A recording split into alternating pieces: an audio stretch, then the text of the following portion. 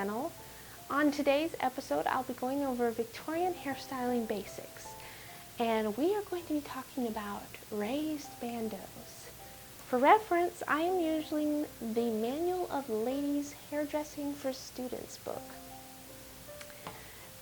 This is sort of going to be like a mini-series where, like the book does, I'm going to go over and try and show you guys the different styles of hair instead of doing one full look. And the reason I think this is really good the book does this, because once you kind of learn these variations of looks, you can mix and match them, put them together to make pretty much a recreation of any Victorian hairstyle. It does go over some full hairstyles that incorporate a lot of these little things into them, but we'll get into that later. So the raised bandeaux are what I kind of call the bouffants, where they had a lot of, puffiness up in the front of the hair, and then usually in the back they would mix and match it with variations of buns, fake hair plates, all sorts of things. The book goes over 3, so those are the 3 we'll be doing, though I'm a little concerned about the last one. It looks very hard and the description is a little confusing, but we will attempt it anyway. So I'm not going to talk your guys' ears off too much. Let's just go over what I'm going to be using, which is bobby pins, paddle brush, a comb for parting, this is important, texturizing powder from Heritage, love this stuff, and I have made some and prepared some fake hair pieces, which I'll be using in the first look. I have based them off of frisettes. If you haven't heard of these, they're quite hilarious looking. They look like little troll dolls. At least mine do. Like say, mine are a little lopsided. Like one's definitely bigger than the other. But they will work for what we need them to work for. So the first look we're going to go over is called the Marie Stewart. And it has the sort of heart-shaped look. So yes, I really don't think there's much else to go over, so let's just jump right into hairstyling. As always, don't forget to subscribe and click that notification bell. Alright, let's get to it. Alright, so to quote the book, to make the Marie Stuart style, begin by getting the front and cross partings, then make a fastening. And then place your frisettes with the comb going to the back of the head.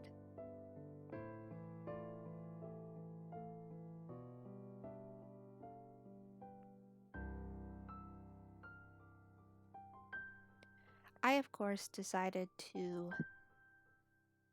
add powder to my hair to give it some more body, and in the book they talk about you can do this as well.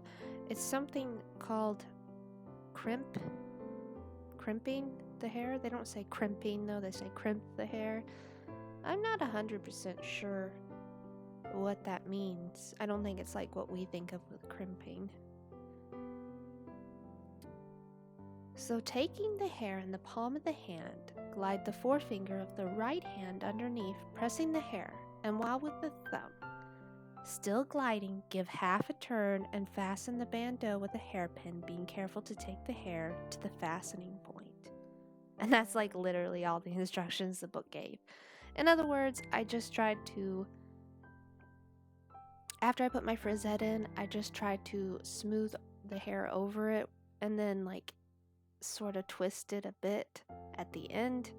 I didn't really find that to be a necessary thing.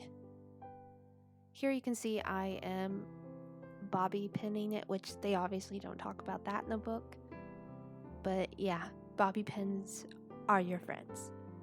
So yeah, you can see don't push the comb, back. That'll keep the frisette in your hair. If you do it forward, it's not going to be right.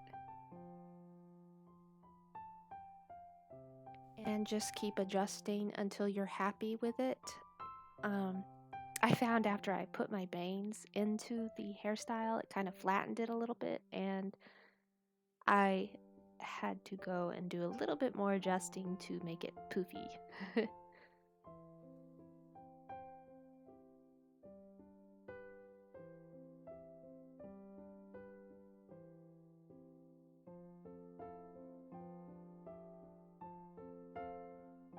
Alright everyone, and here it is, the Raised Bandeaux, or aka the Marie Stewart. And that really wasn't so bad. As you can tell, I had to do a bit of adjusting and readjusting because, as I said, bangs. And you probably noticed I was struggling just a little with this side over here. Now, as you did probably notice when I was holding up my frisettes, that one is bigger than the other, which is just kind of a slight problem. I'll have to fix if I ever do want to do this. I don't know if I personally like the look. I think maybe if it incorporated into a more interesting hairstyle with more stuff going on, then maybe it would be more interesting.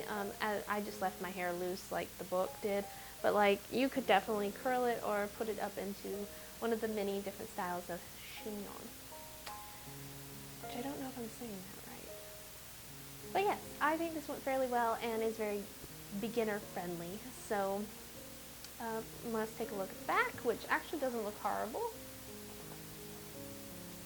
So you can definitely see I have bobby pins in the back, but like I said, this would be paired with something else going on in the back. You wouldn't just be like, yep, I'm good. At least I haven't seen too many hairstyles like that.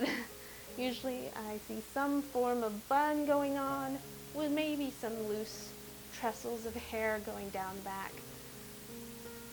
So now we are on to the next one. And we're upping our game a little bit. So this one is called,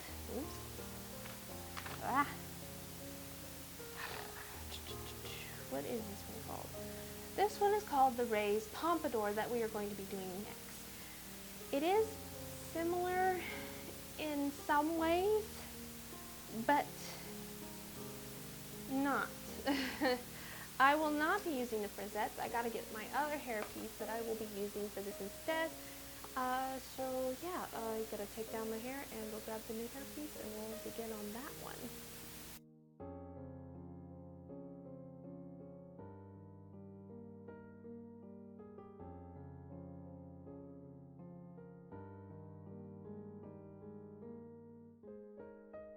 Alright guys, now that I have awesome Victorian bed head, let's go brush that out.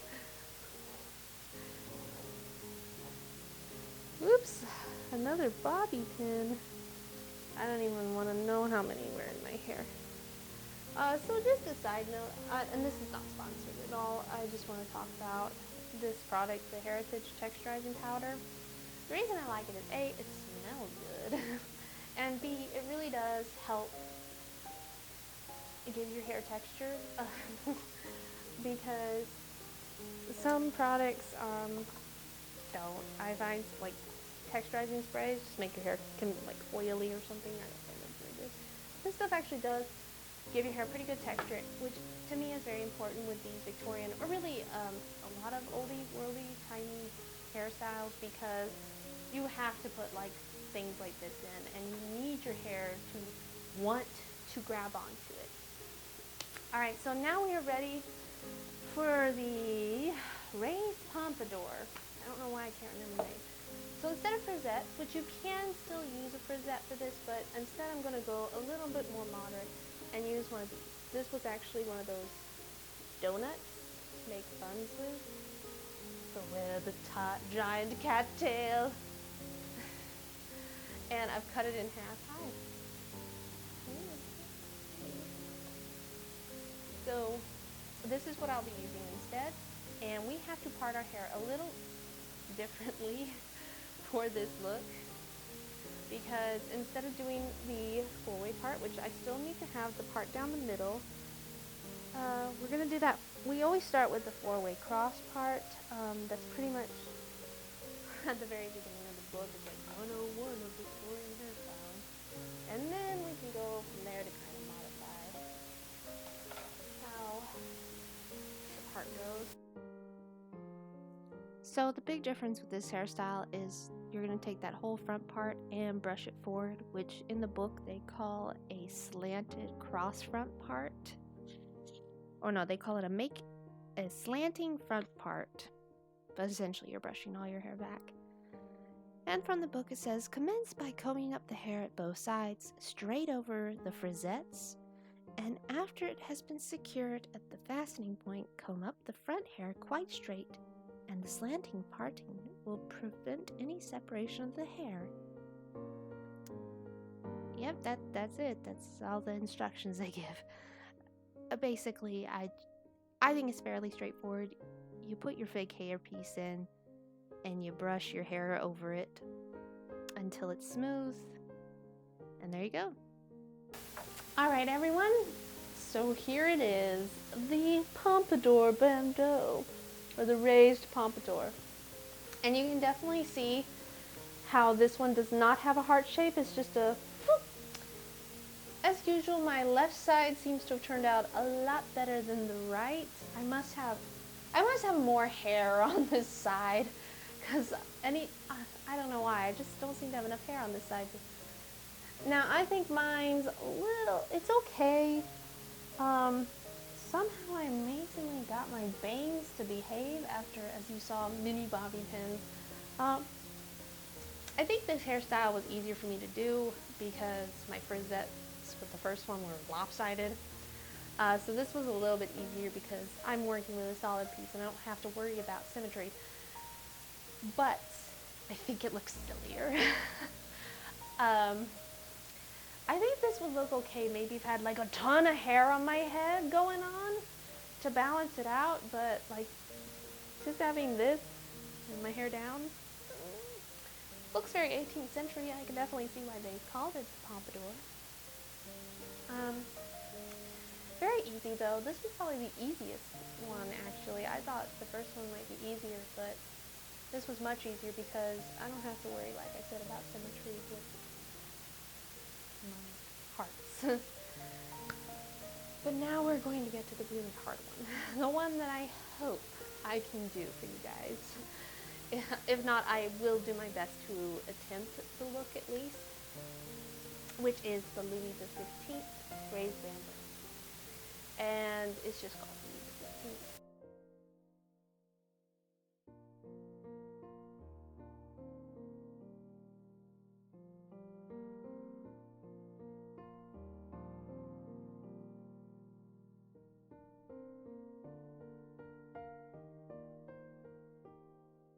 Alright, so my hair is crazy.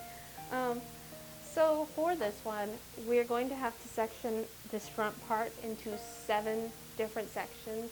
I guess they said you can technically do more, but you must have a minimum of 7. Okay, so here's what the book says. Maybe you guys can make sense of it, but I certainly can't. Take hold of the piece of hair with the thumb and forefinger of the right hand. Give a half turn upwards, gliding the finger so as to shape a rolled bandeau, which is pinned backwards to the fastening. The other bandeaux on either side are done in the same way. And that's it. That's like the extent of the instructions, and it is so confusing. Basically, as you can kind of tell, I'm just trying to like take each section and roll it while pulling it backwards and then bobby pinning it. Yeah, I don't know what I'm doing with this hairstyle exactly. I just did my best. And also just like to say, my mic is dying in this video, which is why some of my sound quality is, well, my sound quality is all over the place, but this was just so hard to film, especially being so busy right now. I'm sorry guys, you're just gonna have to slightly put up with it. So I obviously need to get a new mic, so yay.